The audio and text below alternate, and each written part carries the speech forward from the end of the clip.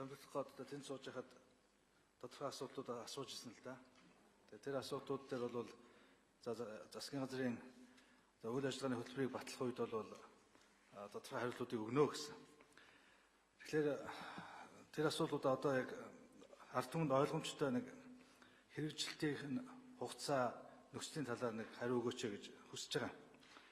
Тухайд юу гэж асуусан гэхээр үнэхээр сонгуулийн үр дүн бол өнөөдөр Монгол Ардын намд Монголын ард түмэн үнэлэхүй ялалтыг өгч итгэл хүлээсэн. Хэдийгээр сонгуулийн өмнө сонгуулийн үеэр хүмүүс бид нам харахгүй хүн харнаа л гэдэг байсан. Гэхдээ яг эцсийн эцэд бол сонгогчд бол намыг сонгодог юм байна, мөрийн хөтөлбөрийг сонгодог юм байна. Энэ бол өөрөө бол энэ сонгуулийн дүнгээр ойлгомжтой. За тэгээд танаа мөрийн хөтөлбөр бол үнэхээр ялсан. Үнэхээр сайн мөрийн хөтөлбөр байсан. Одоо бид сонгуулийн мөрийн хөтөлбөр гэдэг бол засгийн газрын үйл ажиллагааны хөтөлбөр гэж төлөвлөгөө одоо энэ мөрийн хөтөлбөрийг хэрэгжүүлэх, наривчилсан төлөвлөгөө маягаар ингэж өргөжлүүлэн батлах ийм л хэлбэртэй гэж бид ойлгоод байгаа. Одоо бол ард түмэн юу хүлээж байгаа гэхээр танаа мөрийн хөтөлбөрт тусгацсан байсан бүр цагаан дээр хараар бичсэн байсан. Хүүхдийн мөнгийг одоо ялгархгүйгээр бүх хүүхдэд олгоно гэдэг. За энийг хизээнээс олгох. За дээр нь тэтгэврийн насыг нэмэгдүүлэхгүй гэж байгаа. Энийг нэмэгдүүлэхгүй энэ бодлого цаашаа одоо үйл ажиллагааны хөтөлбөрөөр өргөжлөх үү. За тэтгэврийн зээлийн хүүг 10% болгоно гэсэн. Одоо энэ бол манай ахмадуудын маш их хүссэн хүлээж та нарт санал өгтөө бол үнэхээр одоо бүр дотор нь догдолж саналаа өгсөн ийм зүйл байгаа гэж ойлгож байгаа. За арилжааны зээлийн хүүг бууруулна, хугацааг нэмэгдүүлнэ гэсэн. Энэ хизээ ямар хуваар, ямар хугацаагаар, ямар хүүтэй болох юм бэ? Энийг бол одоо бизнес эрхэлж байгаа бүх манай бизнес эрхлэгчид, энэ ажил олгогчид, баялаг бүтээгчид одоо нүдэ бүлтийтэл бол хараад энэ үйл ажиллагааны хөтөлбөрт яаж тусах вэ? Хизээнээс ямар тодорхой тоо орж ирэх вэ гэдгийг бол хүлээгээс сууж байгаа. Бизнесээ төлөвлөх гээд хүсэж байгаа. Тэгээ энийг та бас тодруулж өгнө үү? За маш олон ээжүүд өнөөдөр манай нийгмийн асуудал байгаа. Одоо цалинтай ээж гэж хөтөлбөрийг бол үнэхээр одоо манай нэмэгтэй гişүүд энэ олноороо сонгогдсон би бол гайхгүй байгаа. Яг гэвэл бүгдээрээ цалинтай ээжийг ярьсан. Одоо манай тойрогдож гэсэн үнэхээр одоо энэ өстө сайхан хөтөлбөр шүү гэж маш олон хүн надад ярьж ирсэн. Маш олон эхчүүд ярьж ирсэн. Би бол энэ хөтөлбөрийг бол зөв өө. Энийг бол хэрэгжүүлэхийн төлөө одоо бид нам гэхгүйгээр бол тэмцэнэ гэж бол бас сонгогчдоо бол учрал шилжиж ирсэн байна. Тэгэхээр энэ хөтөлбөрийг бол хизээнээс ямар хугацаатай, ямар хэмжээтэй энэ тодорхой одоо юу гэдэг энэ үйл ажиллагааны хөтөлбөрөөс л ард түмэн ойлгох ёстой. Энийг нэг ойлгож өгөөч гэж хэлмээр байна. За дээр нь оюутны зээлийг одоо олох асуудлыг оюутны одоо төлбөргөө өн төлбөргөө сурах асуудлыг бол мөрийн хөтөлбөр туссан байна. Тэгэхээр энийг одоо яаж хэрэгжүүлэхээр яаж хизээнээс хичнээн оюутан хамрагдаж энд бол одоо хэрэгжих вэ гэдэг энэ талын тодорхой асуудлуудыг нэг өнөөдөр ард түмэнд чухамдаа мөрийн хөтөлбөр хэлцэж байгаа энэ үед нь бол тодруулж өгөөч. Дээр нь бол дэж одоо ингээ байнгын ороод дээр ярина. Тэр бол бас тухайн байнгын ороод тухайн чиглэлээр нь бол бас мөрийн хөтөлбөртэй холбоотой наривчлсан асуудлуудаа бол тавьж болох байх. Энэний дараа бас үг хэлэх болцоо байгаа гэж ойлгож байна тийм ээ. Тусдаа дэмжсэн дэмжээгүй 3. Үг хэлэх нь бол. Ердөө 3 гэж юу? Дэмжсэн 3 дэмжээгүй. За. Хариулах юм уу энэ гэж. За тэгвэл 1 минутаа дараа авчих.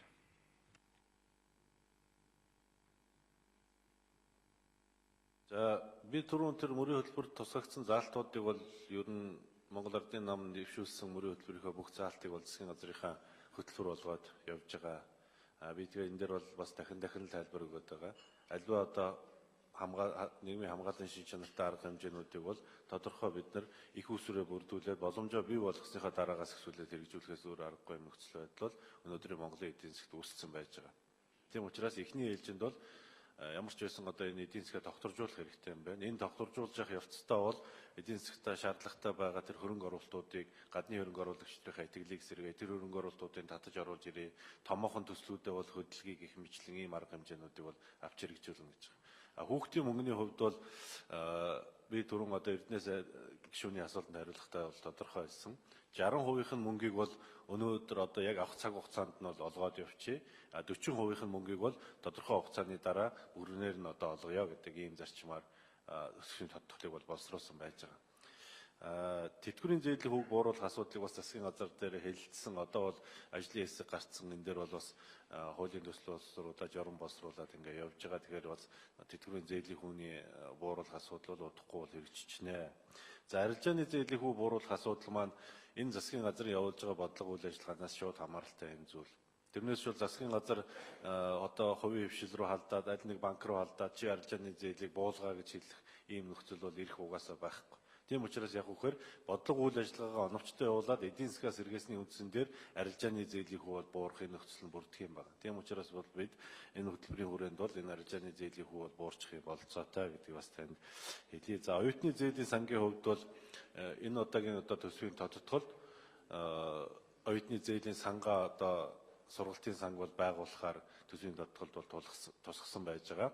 Гэхдээ бол яг одоо бүрэн хүрэлцгүүц бүх оюутанд хүрэлцгүүц хэмжээнд бол тусгах бололцоо боломжийн хувьд бол бас хомс байгаа. Тэгэхдээ ямар ч байсан нийт оюутны бол нэг 60-70 орчим хувьд нь тодорхой хэмжээнд энэ зээлийн сангаас одоо зээл авч сургалтын төлбөрөө төлөх энэ бололцоог нь бүрдүүлсэн байдлаар нэг 100 тэрбум төгрөгийн одоо их усүрийг бол гаргаж тавьсан байна. Болдгошгүй нэмэх юм уу? За болдгошгүй 1 минут өгч.